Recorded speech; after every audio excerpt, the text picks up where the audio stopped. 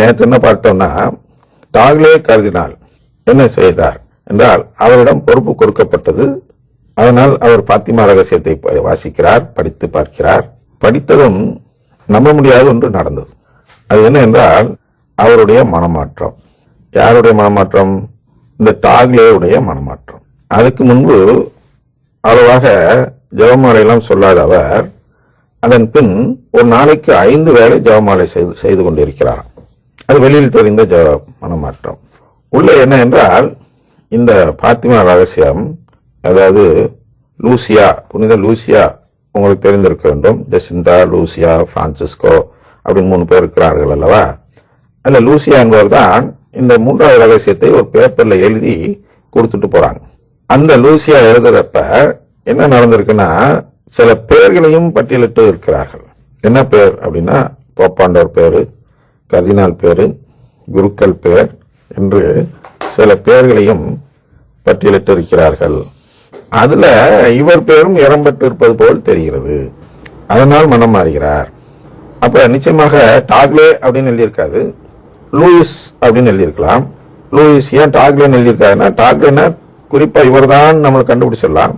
ஆனால் லூயிஸ் அப்படின்னா பல லூயிஸ் வருவார்கள், அதில் எந்த லூயிஸ் தெரியாது. அப்ப இவர் என்ன செய்வார்னா, இது நான் இல்லை, இது இந்த லூயிஸ் இல்லை, அது வேற லூயிஸ் அப்படின்னு நினைச்சு கூட மாறத்துக்கு இடம் இருக்க வேண்டும் என்பதால், ஒரு மறைபொருள் என்று சொல்கிறோம் அல்லவா, அந்த இடம் இருக்க வேண்டும் என்பதால் அவர் பேர் மாறி இருக்கலாம். ஆனால் இவருக்கு தெரியும், யாருக்கு? படிக்கிறவருக்கு தெரியும், ஓஹோ இது நம்ம பேரா இருக்கலாம் அப்படின்னு. மனம் மாறக்கூடிய ஒரு நல்ல நபராக இருந்தால், திருச்சபை நலன் குறித்து அக்கறை உள்ளவராக இருந்தால், அது தன்னை குறித்து தான் சொல்லப்பட்டு இருக்கிறது என்று உணர்ந்து அவர் மனம் மாறி இருக்கலாம். எனவே அவர் மனமாற்றத்துக்கு பின் வந்த செய்தி தான் இப்போது நாம் வாசித்து பார்க்க இருக்கிறோம். அதில் சில இடங்களில் உள்ள வார்த்தைகளை மட்டும்தான் எடுத்துக்க வரும். அவ்வளவு எடுக்கிறதுக்கு நமக்கு நேரமும் இருக்காது, அது அவ்வளவு தேவையில்லை.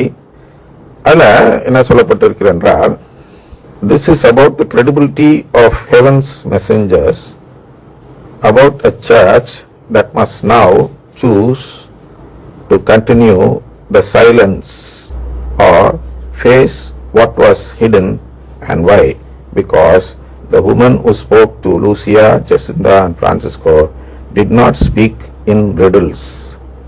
She spoke in sorrow. She warned of a world that would lose its soul inside the very walls of the church.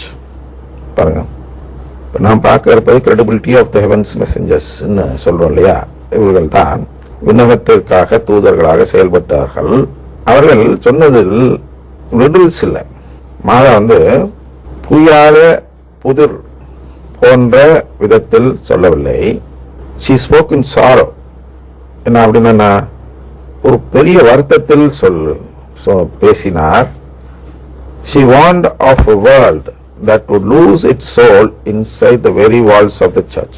அதான் அவங்களுக்கு வந்த ஒரு பெரிய வருத்தம். இதைதான் நாமும் சொல்லிக் கொண்டிருக்கிறோம். the world would lose its soul in soulனா அது ஆன்மா. இந்த உலகத்தில் உள்ள அனைவருமே ஆன்மாக்களை இழப்பது போல் அப்படி வச்சுக்கோ. அது என்ன எப்படி நடக்குதுன்னா, inside the very walls of the church. நம்முடைய திருச்சபைக்குள்ளதே பிரச்சனை இருக்கு. நம்ம வெளியில போயிட்டு அடுத்து அவனை திருத்துறேன், இவனை திருத்துறேன், இல்லை அவனை மாதிரி நான் மாறிக்கிறேன், இதெல்லாம் சொல்றது பலன் தராது. ஏன்னா நம் திருச்சபைக்குள்ளர ஒரு வார் நடக்குது இல்லையா? வார் பார்த்தோம். உதாரணத்திற்கு இந்த அமெரிக்க குரு என்று ஒருவர் பார்த்தோம் அல்லவா? அதுல என்ன பார்த்தோம் என்றால், நாம் நிகழ்ச்சி எதற்காக போடுகிறோம்? திருச்சபைக்குள் ஒரு மீட்பு நிலை வர வேண்டும், அதை திருச்சபை இழந்து விடக்கூடாது என்று நாம் நிகழ்ச்சி நடத்தி கொண்டிருக்கும் பொழுது அவரால் அதை ஏற்றுக்கொள்ள முடியவில்லை. ஏன்னா அவருடைய சொந்த கருத்து பிரச்சனைக்கு வருது. அதான் சொந்த கருத்து என்ன அன்னைக்கு பார்த்தோம் என்றால், அன்பு வழிபாடு, அன்பின் வழிபாடு என்று அவர் ஒரு தத்துவம் சொன்னார். அது ஒரு கூட்டம், அவர் மட்டுமல்ல, அதற்கு ஒரு பெரிய கூட்டம் இருக்கிறது திருச்சபை. ஒரு பக்கம் இந்த வார் அப்படின்னு சொல்றோம் இல்லையா, அந்த போர்ல அந்த சைடு இருப்பவர்கள் இந்த அன்பின் வழிபாடுகளை கடைபிடிப்பவர்கள், அது மூலமா அதை மீட்பு என்று ரொம்ப ஸ்ட்ராங்கா நம்புறவங்க.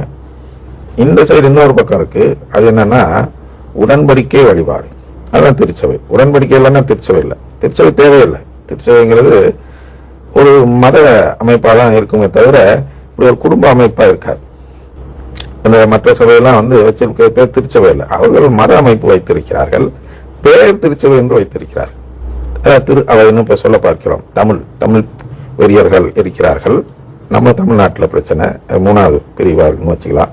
மும்முனை போட்டின்னு இருப்போம் அல்லவா? அதுல தமிழ்நாட்டில் என்னன்னா, நீ எக்கடா கட்டுப்போ மீட்பு பெற்றுக்கொள், மீட்பு பெறாம அது பற்றி எங்களுக்கு கவலை இல்லை. எங்களுக்கு என்ன வேணும்னா திருவிழியத்தில் சுத்தமான தமிழ் இருக்க வேண்டும் அப்படின்னு ஒரு கூட்டம் அது பாடுபட்டு இருக்கு தமிழ்நாட்டில்.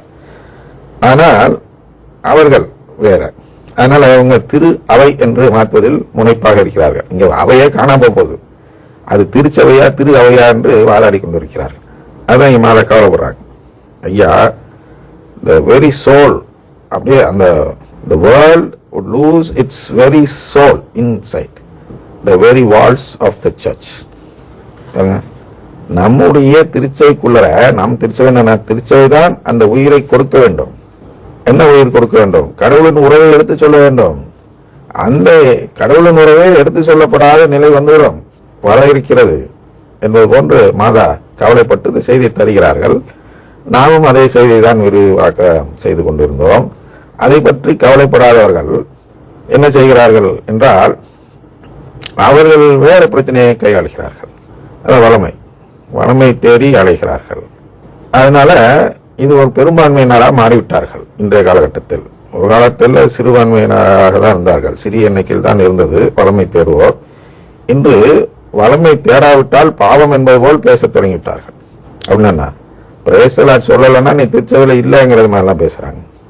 அமலாசத்தில் சொன்னேன் அல்லவா, குருத்துவ மதத்தில் சேர வேண்டும் என்றால் நீ பிரேசலாட் சொல்ல வேண்டும் என்று கண்டிஷன் போட்டார்கள். அப்ப குருக்கள் எல்லாம் இனி வளமை குருக்கள் தான் வருவார்கள். அப்ப என்ன, திருச்சபை அழிந்து விடுகிறது. இதுதான் அன்னை மரியாள் சொல்ல பார்க்கிறார்கள். ஐயா, ஒரு பிரச்சனை இருக்கு, திருச்சபைக்குள்ளவே ஒரு பிரச்சனை இருக்கிறது. அந்த பிரச்சனை என்ன? நாளை பார்ப்போம்.